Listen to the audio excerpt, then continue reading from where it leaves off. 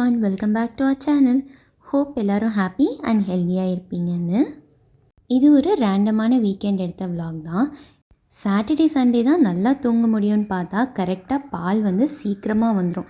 ஒரு 6 to 7 அந்த டைம்லேயே வந்துடும். அப்படிங்கிறதுனால ரொம்ப நேரம் வெளியே இருந்தால் கெட்டு போயிடுமேன்னு சொல்லி பாலுக்காகவே சீக்கிரம் எழுந்து எடுத்துகிட்டு வந்து ஃப்ரிட்ஜில் வச்சுட்டு அதுக்கப்புறம் தூக்கத்தை கண்டினியூ பண்ணுற மாதிரி இருக்கும். இன்கேஸ் நமக்கு பால் வேண்டாம் அப்படின்னா வெக்கேஷனில் வந்து போட்டுறணும். ஸோ நாங்கள் வந்து என்றைக்காவது நல்லா தூங்கணும் அப்படின்னு நினச்சோன்னா முன்னாடி நாள் 7 o'clockக்குள்ளேயே பால் வேணான்னா கேன்சல் பண்ணிடணும்.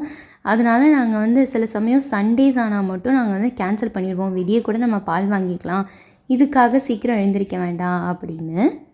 வீட்டில் மாவு இருந்தால் பிரச்சனையே இருக்காது, என்ன செய்கிறதுங்கிறது யோசனையே வராது. நார்மலாக மாவில் இட்லியோ தோசையோ ஊற்றிட்டு பொடி வச்சு சாப்பிட்டுக்கலாம் அப்படிங்கிறது மாதிரி தான் தோணும் எப்போவுமே. ஸோ அன்றைக்கி வந்து சாட்டர்டே அப்படிங்கிறதுனால கரெக்டாக லாஸ்ட்டாக கொஞ்சம் தான் மாவு இருந்துச்சு. அன்றைக்கி மறுபடியும் நான் மாவு ஆட்டினா தான் நெக்ஸ்ட்டு வீக்கெண்ட் ஒழுங்காக போகும். ஸோ இருக்கிற மாவை காலி பண்ணி விட்டுருவோம் அப்படிங்கிறதுக்காக அன்றைக்கி மார்னிங் தோசை தான் வச்சுருந்தேன். நார்மலாக இட்லியோ தோசையோ எதாக இருந்தாலுமே கூட வந்து பொடி வச்சு சாப்பிட்றதுக்கு ரொம்ப பிடிக்கும். எந்த தொட்டுக்கு இருந்தாலுமே ஒரே ஒரு இட்லி வந்து எக்ஸ்ட்ரா நான் சாப்பிட்ணும் அப்படின்னா பொடி வச்சு சாப்பிட்டேன்னா எக்ஸ்ட்ராவாக சாப்பிடுவேன்.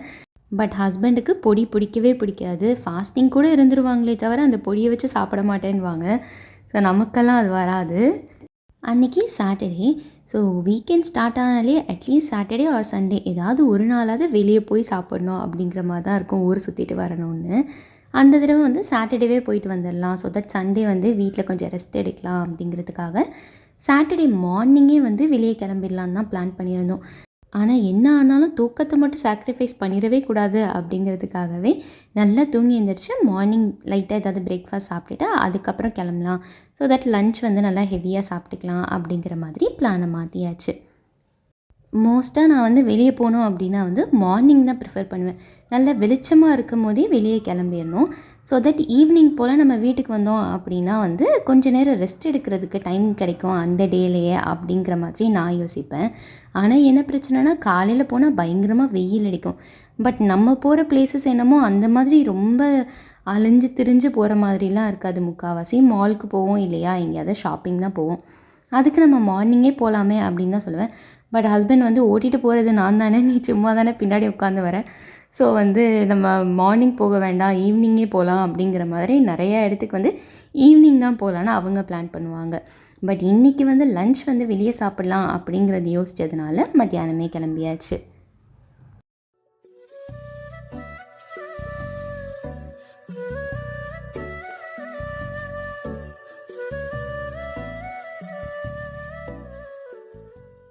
முன்னாடி நாள் ஆஃபீஸ்லேருந்து ரிட்டன் வரப்போவே வந்து நர்சரி போயிட்டு தான் வந்திருந்தேன்.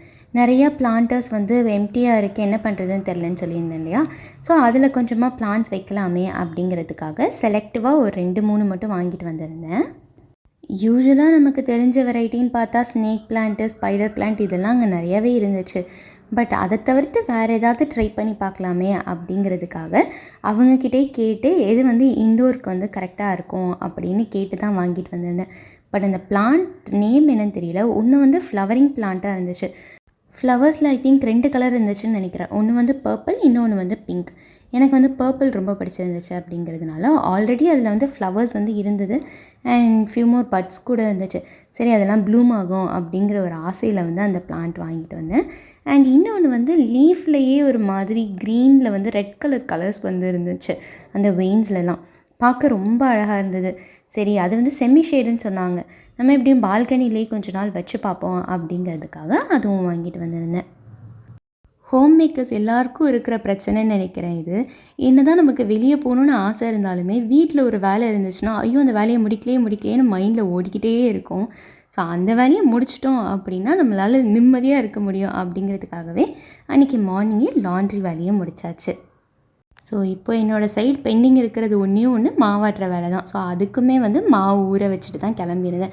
நைட்டு வந்ததுமே நம்ம ஆட்டிக்கலாம், பிகாஸ் இப்போது ஆஃப்டர்நூனே கிளம்புறதுனால கண்டிப்பாக நைட்டு ஒரு 7 o'clockலாம் வீட்டுக்கு ரிட்டன் ஆகிடுவோம் அப்படிங்கிற நம்பிக்கையில் மாவையும் ஊற வச்சுட்டேன்.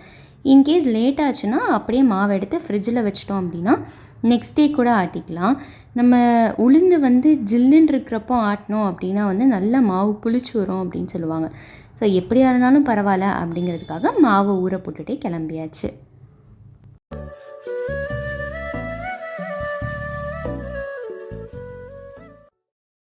சில ரெஸ்டாரண்ட்ஸில் இருக்கிற ஃபுட்டை பற்றிலாம் ஆஹா ஓஹோன்னு சொல்லுவாங்க. ஸோ நம்ம அதை கேட்டே வந்து நாங்கள் ட்ரை பண்ணியே ஆகணும் அப்படின்னு யோசிப்போம் இல்லையா? ஸோ அந்த மாதிரி எனக்கு இருந்தது தான் இந்த எஸ்எஸ் ஹைட்ராபாடி பிரியாணி. நான் இது வரைக்கும் அங்கே சாப்பிட்டதே இல்லை, ஆர்டர் பண்ணி கூட சாப்பிட்டதில்ல.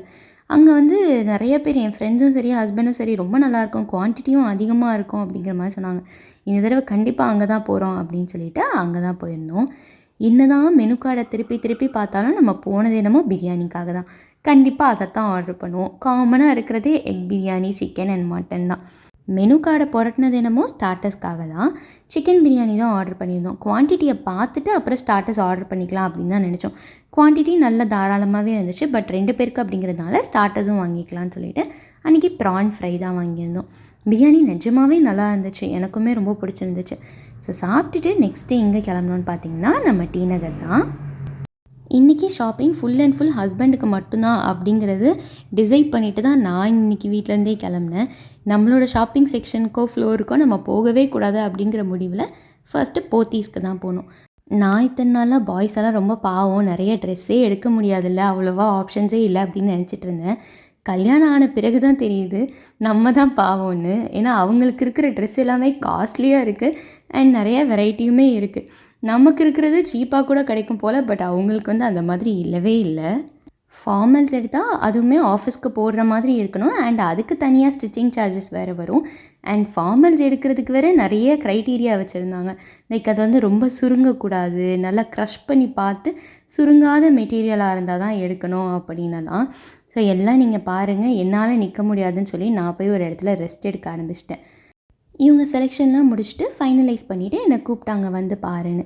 பார்த்தா இருக்கிறது எல்லாமே ப்ளூவாகவே இருக்குது. இதுக்கு நம்ம யூனிஃபார்மே போட்டுட்டு போகலாமே, எதுக்கு இத்தனை ப்ளூ அப்படின்னு சொல்லி கொஞ்சம் குட்டையை கிளப்பி விட்டு வேறு ஏதாவது ஷேட்ஸில் பார்க்கலாம் அப்படின்னு சொல்லி பார்த்துட்டு இருந்தோம். அது என்னமோ தெரியல, அந்த ப்ளூ கலர் தான் வந்து செட் ஆகிற மாதிரி இருக்குது, லைக் ஃபார்மல்ஸ் எல்லாத்துக்குமே. ஆனால் வந்து அதே எல்லா நாளும் போட்டுட்டு போக முடியாது இல்லையா? அதனால் வேறு வேறு கலர்ஸ் வந்து கொஞ்சம் பார்த்துட்டு கொஞ்சம் மைல்டான கலர்ஸ் எது இருக்கோ அந்த மாதிரி மட்டும் சூஸ் பண்ணி எடுத்துருந்தோம். அதே ஃப்ளோரில் மேட்டு, குஷன் கவர்ஸ் இதெல்லாம் வந்து வச்சுருந்தாங்க. ஸோ நான் போய் அதெல்லாம் தான் பார்த்துட்டு இருந்தேன். குஷன் கவர்ஸ் எல்லாமே நல்லா இருந்துச்சு. எனக்கு வந்து இதை குஷன் கவராக யூஸ் பண்ணுறதை விட ப்ளேஸ் மேட்டாக வச்சா ரொம்ப நல்லாயிருக்கும் அப்படின்னு யோசித்து பார்த்துட்டு இருந்தேன். பட் என்ன தான் இருந்தாலும் நம்ம இன்றைக்கி வந்து ஷாப்பிங் பண்ணக்கூடாதுன்னு வந்திருக்கோம், அதனால் வாங்க வேண்டாம் அப்படிங்கிற ஒரு முடிவில் போத்தீஸ்லேருந்து, அதாவது அந்த ஃப்ளோர்லேருந்து கிளம்பியாச்சு. அந்த ஃப்ளோரில் நான் எதுவுமே வாங்காமல் வந்ததுக்காகவே நெக்ஸ்ட்டு ஃபுட் கோர்ட்டில் இருக்கிற ஃப்ளோருக்கு போயிட்டு ஒரு ஐஸ்கிரீம் வாங்கியாச்சு. ஹஸ்பண்ட் வந்து காஃபி குடித்தாங்க. நான் ஐஸ்கிரீம் கோன் இது எனக்கு ரொம்ப பிடிக்கும். டி நகர் போனாலே இந்த கோன் சாப்பிடாமல் வரவே மாட்டேன். அது என்னமோ ஒரு அடிக்ஷன் மாதிரி, அந்த கோன் சாப்பிடாமல் வந்தேன்னா மனசே திருப்தி ஆகாது. அங்கே போய் அதை சாப்பிட்டுட்டு அதுக்கப்புறம் மறுபடியும் அவங்க செக்ஷன் தான். இப்போ வந்து கேஷுவல்ஸ். நான் வந்து போய் நின்னது தான் எனக்கு தெரியும். அதுக்குள்ளே சட சட சட சடன்னு கலர் கலராக ஒரே கலர், அதுவும் அதே மாதிரி எடுத்து வச்சுட்டே இருந்தாங்க. ஸோ நானுமே அப்படி தான் பண்ணுவேன். லைக் எனக்கு ஒரு கலர் பிடிச்சிருந்துச்சுன்னா முக்கால்வாசி அது க்ரீனாக தான் இருக்கும். க்ரீன் கலராகவே சூஸ் பண்ணிக்கிட்டு இருப்பேன். ஸோ அந்த காஞ்சனா படத்தில் வர மாதிரி தான்.